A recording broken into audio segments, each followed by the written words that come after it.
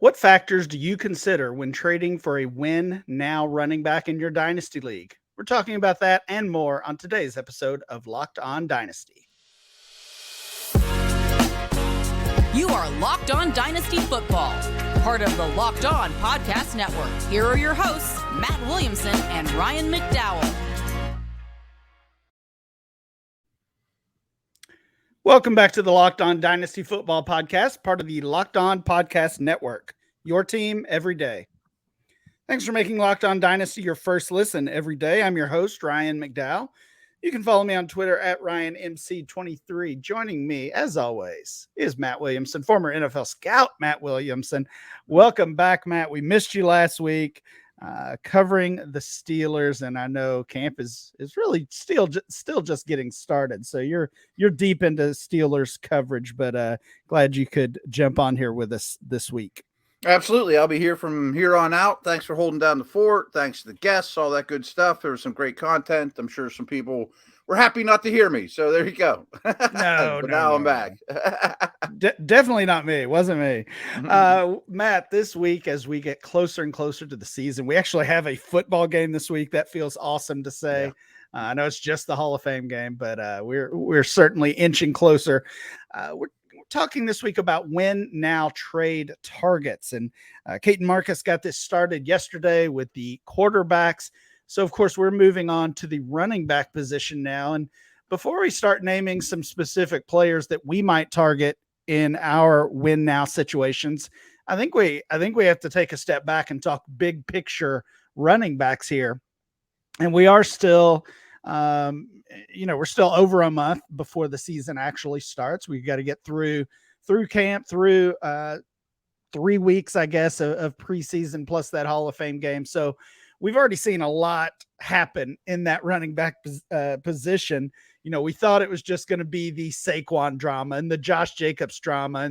And that's at least when it comes to Jacobs, that's certainly still out there. But so many running backs around the league, including some of the best ones, have some level of uncertainty. Of course, the Jonathan Taylor situation that's going on right now, who knows if he plays for the Colts, if he plays at all in 2023. This is a tough situation. J.K. Dobbins is not happy. We've seen Kenneth Walker and Zach Charbonnet already suffer injuries for Seattle. And then you've got guys like Dalvin Cook and probably on a lesser level, Ezekiel Elliott and Leonard Fournette, even kind of out there looming, potentially ruining someone's fantasy value and dynasty value. So with so much uncertainty right now, are you even willing to make trades for running backs at this point in the year, more than a month out from the regular season?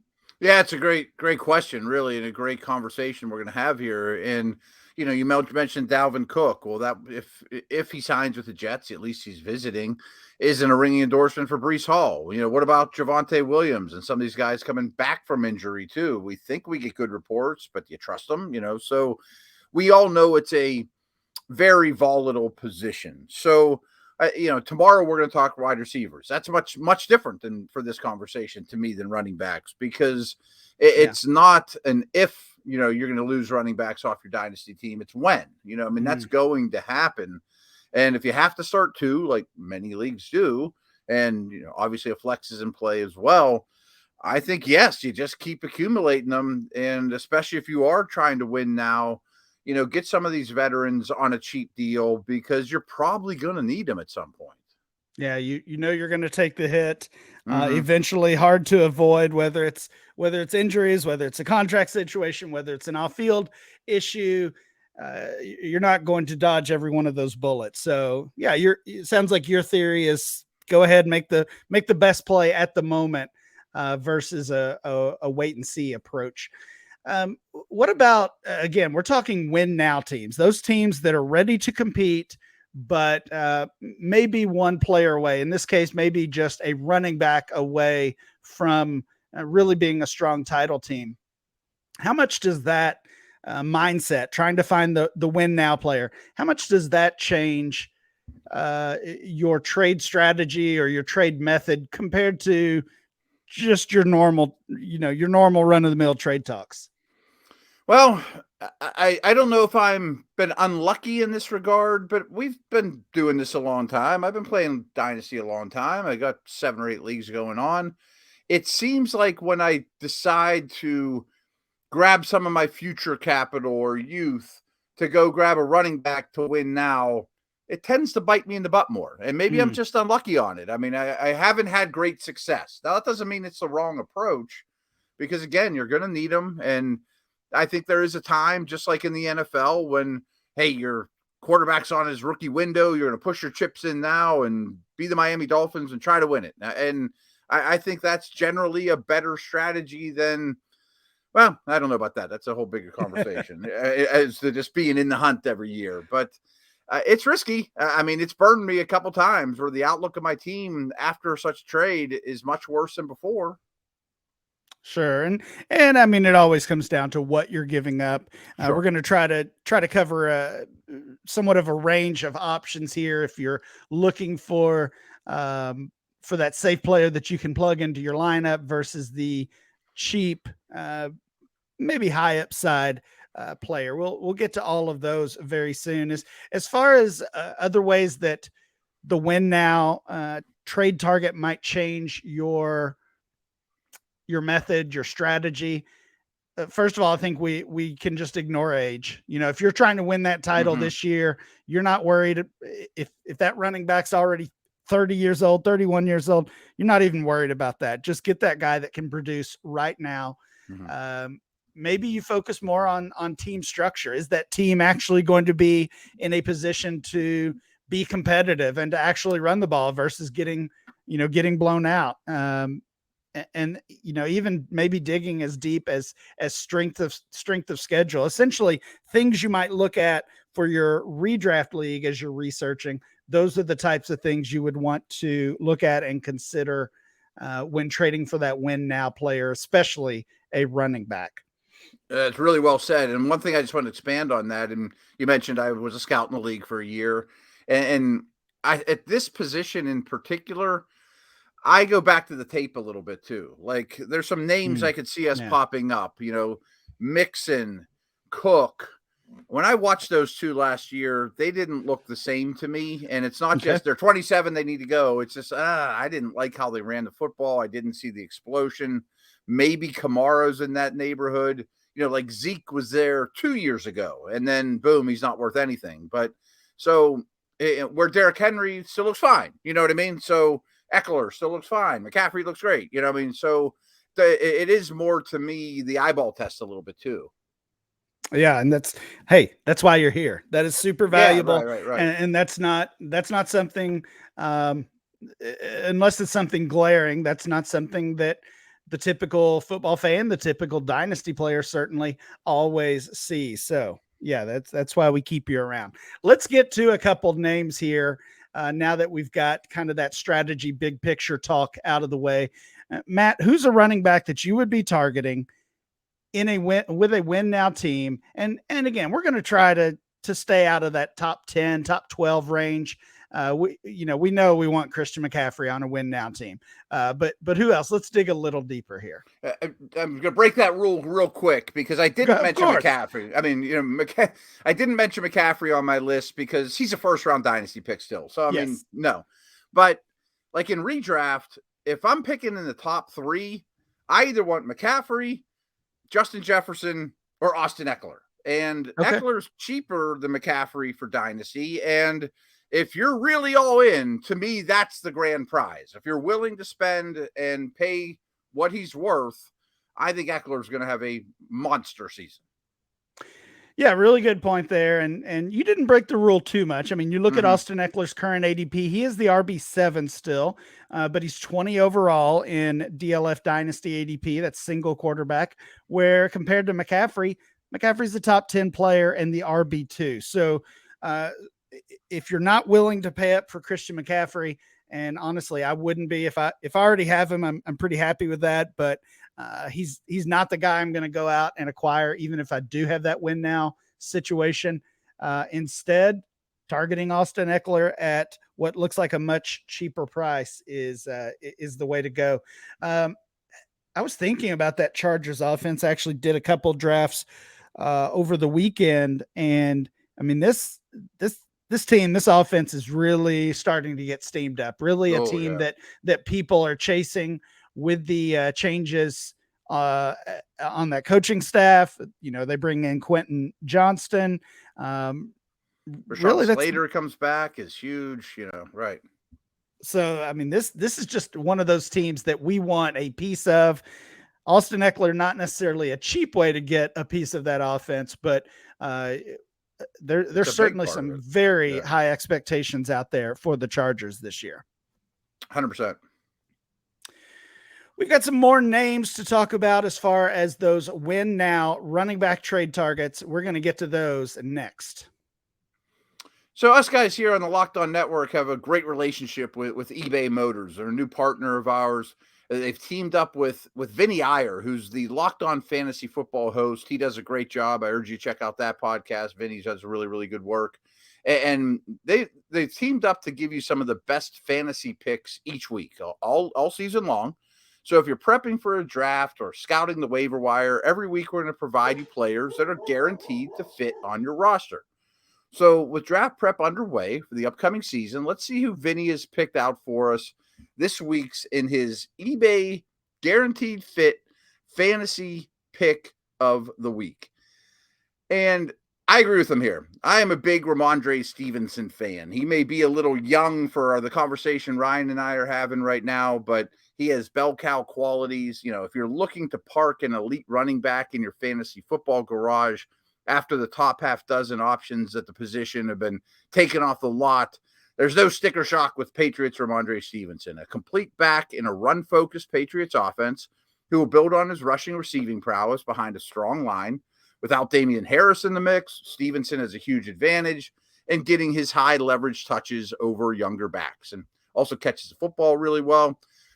So Vinny's going to help you win your fantasy championship, and eBay Motors knows the championship team is about each player being a perfect fit, and that's the same with your vehicle. With eBay Guaranteed Fit, over 122 million parts and accessories for your vehicle right at your fingertips, you can make sure your ride stays running smoothly. Brakes, air filters, tail lights, batteries, alternators, struts, shocks, everything. You name it. eBay Motors has it, and they'll make sure it's the right fit for your car because eBay Guaranteed Fit helps you understand exactly what part you need for your vehicle the first time. So go forth, switch gears, crank the AC, and say goodbye to sweating if your vehicle needs a little fixing up, because now you'll always be set up for success from the get-go. With eBay Guaranteed Fit, everything your vehicle is calling for is simply just a click away. For the parts and accessories that fit your vehicle, just look for the green check. Get the right parts, the right fit, and the right prices at ebaymotors.com. Let's ride. eBay Guaranteed Fit only available to USA customers. Eligible items only. Exclusions do apply. We're talking win now running back trade targets. Matt started with an expensive guy in Austin Eckler, the current RB7. I'm going to go a little cheaper for my first pick here. Matt, I want your thoughts on Aaron Jones. Jones, he's next on my list. How about that? Oh, good. We're sharing. Aaron Jones is the RB21. You look at how he performed last year. He was an RB1 in 35% of his games. Also an RB2 in 18% of his games. So over half the time he went out there, he's given you a top 24 performance. Kind of fast forward to this year, the Packers have the 6th ranked offensive line, according to Warren Sharp. Great preview that he has released once again. You look at Fantasy Pros. The Packers, have a 4-star ranked strength of schedule versus running backs. So the schedule's in line. The offensive line is in place there. We already know, obviously, the talent of Aaron Jones, and with the changes there, specifically, of course, Aaron Rodgers being gone. I think we have thought about that as a negative for the Packers for much of the offseason, but we've heard these reports about how fast the offense has looked in OTAs and early in camp. And I'm just starting to think this is going to be a totally different offense for the Packers. And I think it's going to be good for Aaron Jones, for Christian Watson, and really the whole gang there. So it sounds like you're on board with Aaron Jones as that trade target. What other thoughts do you have? Yeah, very proven touchdown producer, excellent receiving back, nice, easy throws for Jordan Love, who's going to need them without question. I mentioned some of the others that are kind of in that tier, the Mixons, the Henrys, the Kamaras, the Cooks. Jones stands out of that group for me. I agree. And kind of like I said to start the show, I don't think he's starting to dwindle on tape at all. I mean, maybe it happens this year. It's going to happen. We know that, but I'm not seeing the signs of it like I am with some of those others. So yeah, he was my not super expensive one, but next guy up to you in terms of what he had cost. You look at the trade finder at dynastyleaguefootball.com, and most of these are very palatable, I would say. Trades I would quickly make. Aaron Jones for Darnell Mooney, the 2.05 this year, and a future third rounder. So you're talking about a second, a third, and Darnell Mooney. Certainly prefer the Aaron Jones side there. This one's a little closer. Aaron Jones for Elijah Moore and the 2.01. You paying that to get Aaron Jones?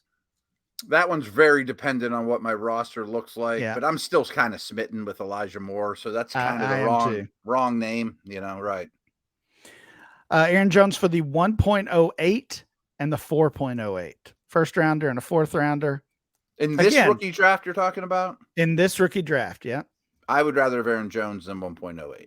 Yeah. That's like Charbonnet or somebody like that, maybe, Right. And I mean, the theme of this episode and this whole week's episode for us is that win now mentality. So yeah, if I can flip Charbonnet, I mean, maybe that's Zay Flowers. I like him quite a bit. But yeah, that's certainly a fair price to pay for maybe for Richardson Jones. or Kincaid in a one quarterback league. Right. Yeah. Yeah. All right, Matt, who's your next guy? Let's hear another name here. There's other names I threw out there. If you like them, great, Mixon, whatever. I wouldn't call them targets. This one scares me, but James Conner. I mean, I think he was next on my list. Okay. We are sharing a brain today. This is a little scary. I mean, touches are there. Yeah. Proven for sure. And I don't think it's crazy talk that he ends up on the Chiefs at the trade deadline, or you know what I mean? Or something like that. Obviously there's warts, of course, but he's not real expensive. Yeah, that's really the best part, I guess. But I mean, the production is there. We just keep writing this guy off, and I mean, there's reasons to be concerned. The Cardinals are going to stink. I think we all kind of agree on that. James Conner has that.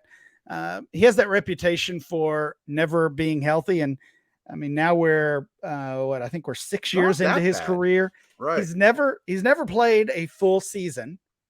But he's also played at least 10 games every single season. So he hasn't had that.